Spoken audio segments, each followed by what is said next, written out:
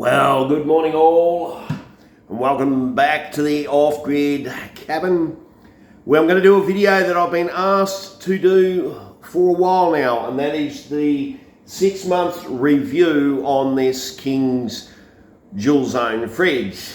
Well, it's actually been 8 months now roughly since I've bought this, and this has been in here running full-time non-stop for that 8 months. So let's step around, have a look at it, do some testing on it, and I'm going to give you my thoughts on how I found this fridge over the last 8 months.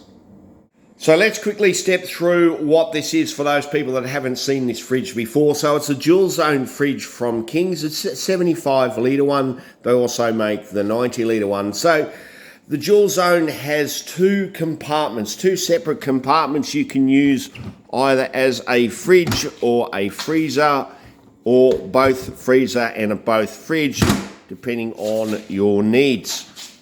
It has twin temperature controls, so you can set the individual temperatures to each compartment. So my fridge, I've got it set to 3 degrees, and the freezer, I have it set to minus 14 degrees. It also has your low voltage cutout depending on what your battery is, so you can change that to cutouts at a higher voltage, or then you can go and make it cut out at a lower voltage. A lot of fridges have that feature. You probably know what I'm talking about. And it also has a turbo and an eco mode for the compressor. Under these little rubber flaps, your power input. So this side here, you put your DC power in that port there. In this port here is for your AC power. And in this port here is a couple of USB-Cs, which I don't really use.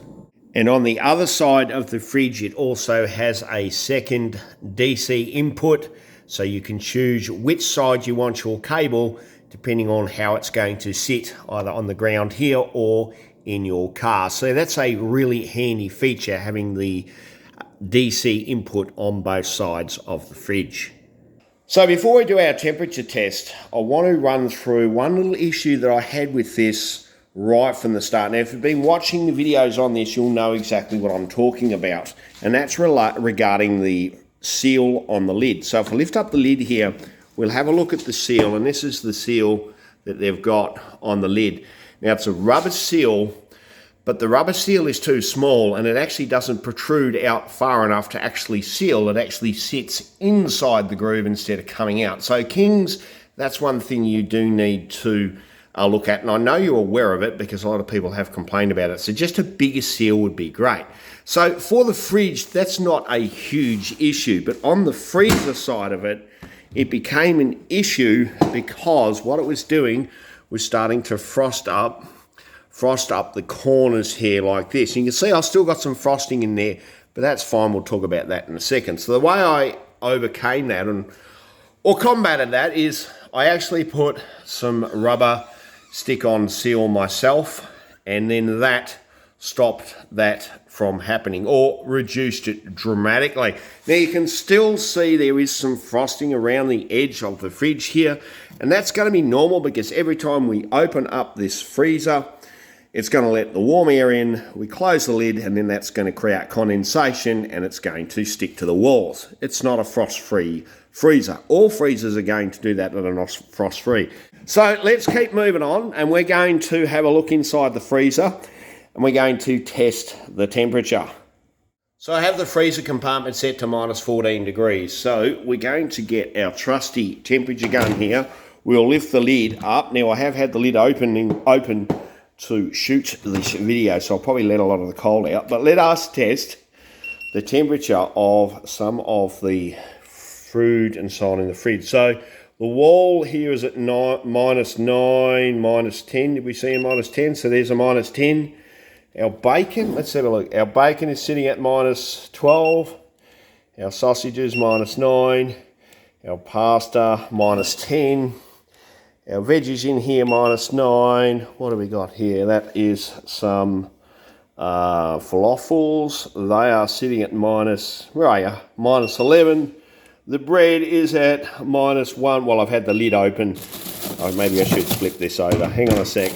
So our bread is sitting at -4 and -6 for our pie. So obviously that's not a cooler area. So it's sitting roughly around about -9 to -10 degrees inside that freezer. Now I know, I can hear the keyboards clicking already. Glenn, you've got to have it at -16 degrees. If it's warmer than -16 degrees, all the bacteria is going to grow, you're going to die, and the world's going to explode. Just calm down for those worrywart people, because, let me get some good lighting here so you can see my ugly face, because I've lived out of these freezers, car fridges, for decades, and they never really ever get to temperature than what they explain or show on their digital readouts when they have digital readouts. So -9 degrees, -10 degrees, I've worked with that for decades and I'm still here. So let us do a temperature test on the fridge components. So what we'll do is we'll get our gun. Let's have a look at the sidewall temperature. So the sidewall temperature, we've got 2 degrees. On our sauerkraut here, we've got 2 degrees. Our butter is sitting at 3 degrees. Let me lift that up. Oops, let me lift that upside down for you to see where the butter is. So we're getting, hang on, let me just change this, 17. So we're getting 3 degrees on our butter, on our milk, 3 degrees on our olives, 2 degrees. We can kind of see we've got 2 degrees sitting in our fridge. So that is ideal. Now there's another thing that I don't like about this, and this is this cage, because the moment you put something in the cage, and there you go, it falls over. So you try and move things and put things up like this, especially this here. You try and see, it's going to stay up now. Every other time this thing wants to fall over, but things tend to want to fall over with that cage. Now I could remove that cage out, so that cage does come out. You can see I need 2 hands for that because of the weight in it. So I could remove that cage. Well, what I do find is, because we're opening and closing the lid all the time, we do get a little bit of condensation that starts to form on the bottom. So I need to wipe this out about once a week as it gets the water start to form on the bottom. So this cage lifts everything up off that water, which actually helps quite nicely. So I've chosen to leave that cage in there. So the next test we want to do is the current test to see how many amps does this draw. Now, this will take 3 different types of input voltage. It'll take AC voltage, and here in Australia it'll be 230 volts AC. It will take 12 volt DC and 24 volt DC. So I'm running this at 12 volt DC, so we can see our current draw is 5.4 amps roughly. I did see a little 6 amp surge. I don't know if that's that meter jumping around, but we're averaging around about 5.4 amps when it is running at 12 volt. Now, if it was running at 24 volt, you would halve that. So the question's going to be now is how many amps per hour does this average? Because it turns on and turns off and then turns on and turns off. So how many amps per hour does it average? Well, I just happened to do a little test for you previously before shooting this video, just to give you an idea of what it was used. So this test here, so we're testing our fridge. So these are the times. So between 9:30 and 7:30, which is 10 hours, it averaged 2.6 amps per hour, and it was an average of about 26% of the time. I think that's what that figure is. Then we've got between 9:30 p.m. we ran for 12 hours. It drew an average of 2.6 amps per hour, and the average runtime was around 31%. So then in our last test, we ran it from 9:30 till 5:30. It ran for 20 hours of test time, and it used 50 amp hours over that 20 hours of test time, and it averaged 2.5 amps per hour. So we can see 2.6, 2.6, 2.5. So we can say this averages a current draw at 12 volts of around 2.5 amps per hour when it's running 24 hours a day. Obviously, it's not running 24 hours a day. It's going to cycle on and off, but our average amp draw is 2.5.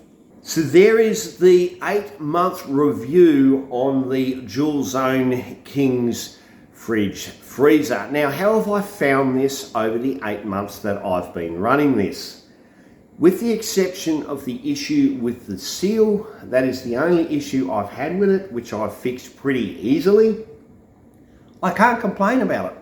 These are a new style, a different range. So with these, so far, got to give it a thumbs up. So if you like the video, give me a thumbs up. Leave a comment below and wait for the next awesome video to be coming out on the Off Grid channel.